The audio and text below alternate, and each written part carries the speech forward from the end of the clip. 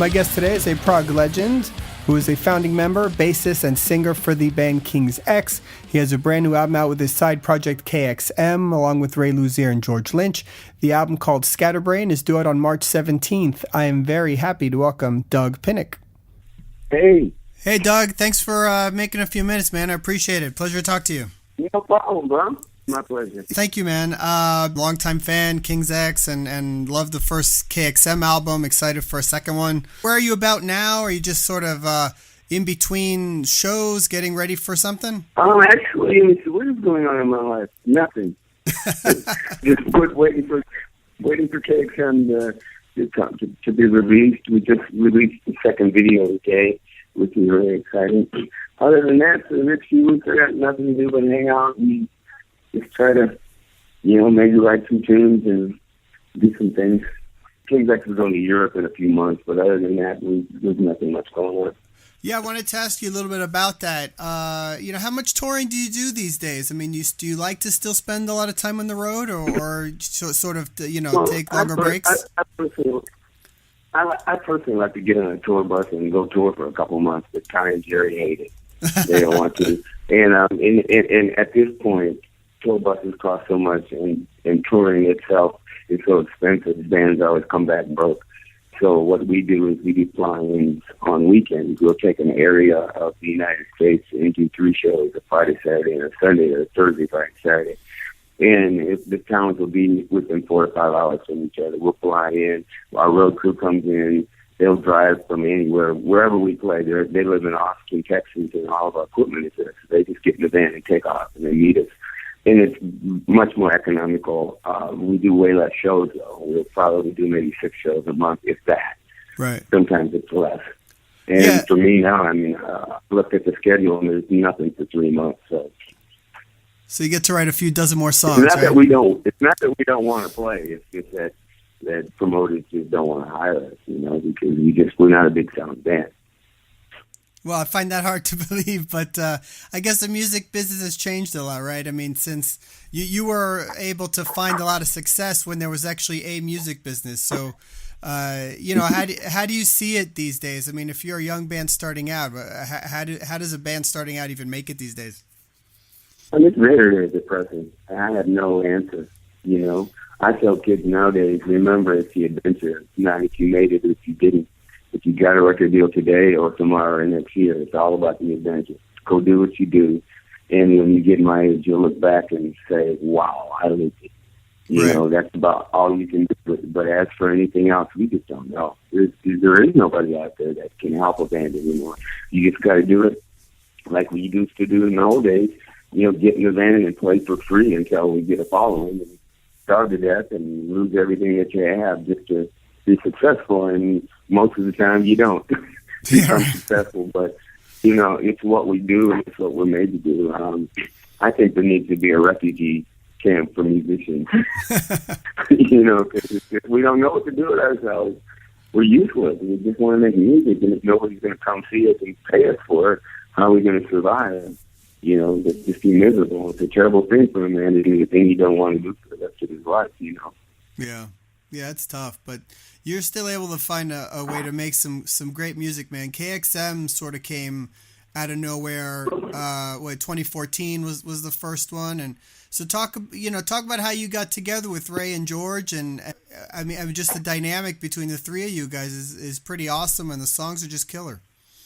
As people, we are too. It's like Ray has a huge sense of humor, and George is scatterbrain. I love him because he's like a little kid in candy store. He's just excited about everything and has so many ideas that he can't reel them all in. So we just we're like a little dysfunctional family that really works. I love it.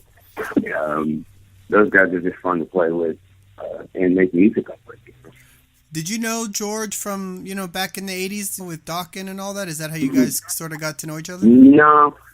I met George, I can't remember when I met George. I've run into George in a lot of different places through the years with this, Lynch Mob or whatever, KXM, or I had a couple side projects, and so we've done shows together on the same bill. But Ray Luzier had a birthday party for his son, 1 year birthday party, and out here if somebody that is a musician has a kid that's birthday is coming up, and they invite all the musicians over. It's almost like it's an excuse to have a party for a bunch of musicians. But anyway, so Ray invited me and George to the party, and we both went. And Ray said, "Dude, we should make a record, do a project." And we all went, "Yeah, sounds fun." And as usual, we do that a lot. Musicians will get together and go, "We need to do something," but right. It always takes that one person, that alpha dog, to start it. If not, you just keep saying, "We're going to do a project." I've talked to so many people that said, "Let's do something," but we never follow up. Well, anyway, George just pops up one day and calls us and says, "Hey, man, I got a studio. I got an engineer. Let's go make some music." And we go, What? Yeah, day after tomorrow. And we go, "Oh, okay." And so we just took off and went up to this little place. And the next thing we knew, we made our first album. It took us about 12 days. And it was like, wow, this is fun. And when we put the record out, it was like the response was just so amazing that we were surprised and excited to the point where, we said, well, let's do it again. And so, we are a band. We have our, respective wives, but KXM is my mistress and I love her. So when did you guys start working on the new one? And I read somewhere that it also was recorded pretty quickly. Yeah, I don't know. I can't remember when we started. I lose track of days, times, and months because I don't have a 9 to 5 ever. So half the time I don't know what month it is. Sometimes I don't even know what season it is. Oh yeah, it didn't take long. I can't remember. Like I said, I can't remember when we did it specifically, but I think it's something like 4 or 5 days. I guess we only had a couple of days in the studio to really construct all the songs and make them up. After that, we all went home, and I did vocals at my house and at our engineer's house, and George did his guitar parts at his house in his studio. But we did the drums in a real studio, and Ray got his drum parts immediately, because he's the foundation. So after we wrote the song, he went in and played his parts perfectly the way he wanted them to, and then we retracked all our stuff after that.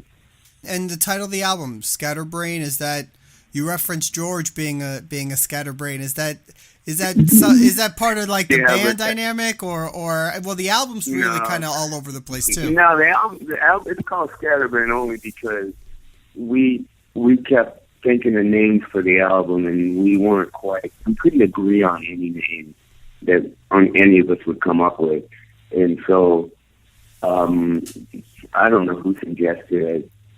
Said, well, let's just call it Scatterbrain. And we thought about it for a while. I loved it. I loved the name Scatterbrain because it had so much meaning to it. And so we just kept it at that, and it worked. Well, I think it's a good title for sort of the style of the album because it kind of picks up where the first one left, but there's a little bit more dynamic to it, some more range musically, and a lot of kind of different styles. I didn't realize the new single was coming out today, Breakout, but that's one of my favorite songs on the album that I wanted to ask you about. How does a song like that come together? And it has a little bit of a King's X vibe to it as well, I think. Well, I look at it this way. Anything that I do has a King's X vibe to it. Well, that's true. My voice, and it's my tone, and it's my groove. I mean, in my corner. That's what I do. So when people say it sounds like King's X, yeah, I agree. But as for the songs themselves, we don't think about anything other than Ray start the drum part, and either I'll make up a bass line on the spot, or George will come up with the idea on the spot, and then we'll all kind of follow in and make a part up that complements what he's doing. And that's about how we all did it. What I find amazing musically within these songs is a lot of it is with Ray, that even in sort of a regular kind of rock groove, he's playing these ridiculous drum beats that are super complicated. Do you ever kind of go, you look back and go, whoa, what the hell's he playing back there? It's crazy. No, I look back and go, wow, he's completely opposite from Jerry Gaskell. I like that too. It's a different way to make music, and with Jerry, he leaves a lot of space where I'm free to make up whatever I want. with Ray, there's so many beats that I have to find a groove within his rhythms, which makes me listen harder to him and come up with things that I probably normally would not have come up with. That's what I love about playing in this band is we challenge each other to create.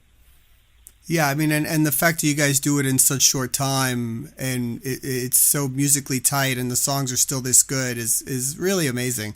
People always say that you did it so quick, but I mean, everything I do is quick. King's X, same thing. We'll write a song in 10 minutes and record it and track it one time, and those guys, it'll be perfect. I have to go back and fix everything because I'm the sloppy one.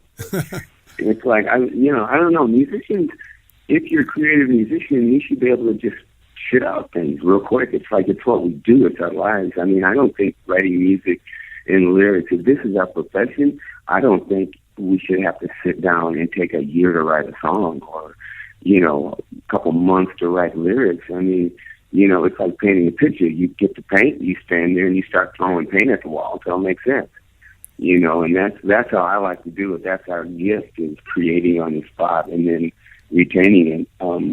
And it's easy. To me, it's not a long feat. Like I said, I never understood somebody that takes a year to write a song or go into the studio and it took them 2 months to finish the song. And I'm going, are you kidding? Yeah, you hear that a lot from some bands that it took them 2 years to write this album. I think so. So you've got 100,000 riffs you can make up in your head right now, and you can't find one. It takes you that, or you make up so many shitty riffs that you can't find the one that's going to work. I'm going, that doesn't make sense. The way I look at it is, whatever you got, make it work. If you're given a lemon, make lemonade. If you got a horrible singer and a horrible drummer, then you figure out a way to make it sound good. You put your part in there and find the weak spot. But to me, making music and being in a band is all about constructing an emotion. Yeah, that's the most important thing to me. Are we getting the feeling across? It's not about notes. It's not about anything other than a feeling to me. And that's what I love about KXM, is there's a lot of emotion going on musically and lyrically. What I love about it is I got a chance to just put headphones on and listen to music over and over again until I could find the words and find the melodies to put on top of this music, which is always a challenge for me.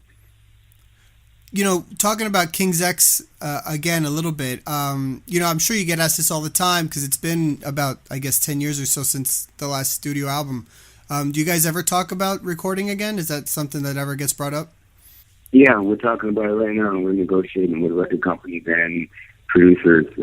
We're in the middle of it right now, trying to figure out what to do and when to do it and how to do it. And the whole deal. So we'll let everybody know. That's awesome. That's great news, man. Whenever we finally make this one, yeah.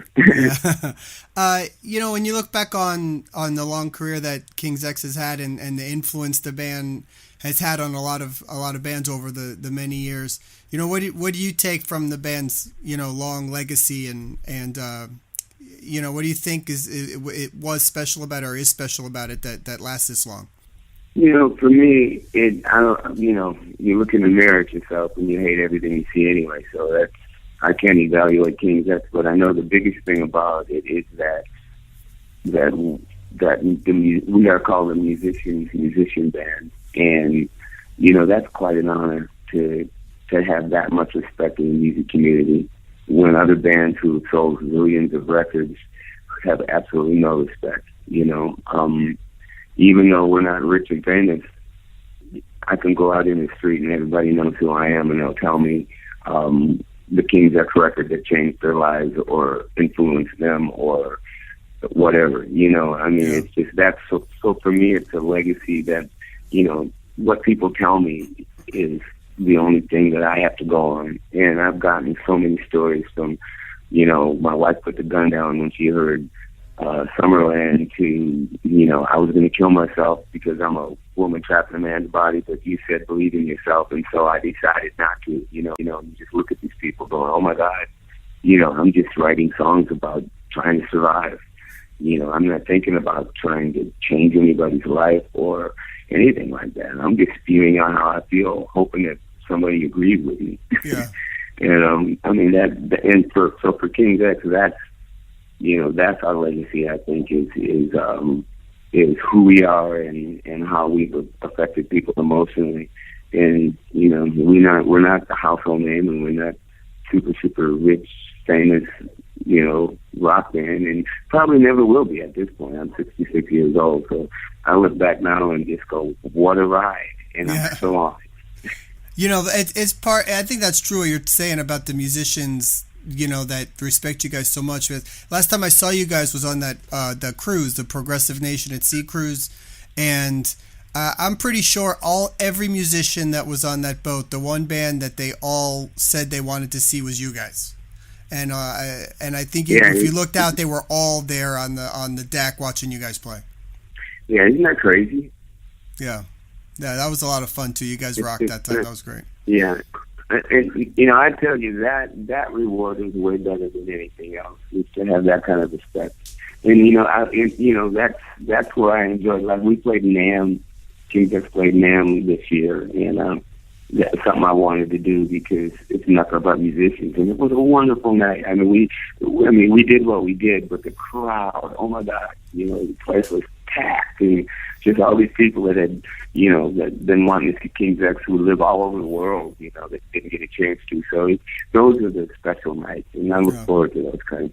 That's awesome. Well, congrats on everything, on a great career, and the new KXM album is awesome, man. Thank you for the music and for taking a few minutes to speak with me. You're welcome, bro. All right, man. Thank you, buddy. Take it easy.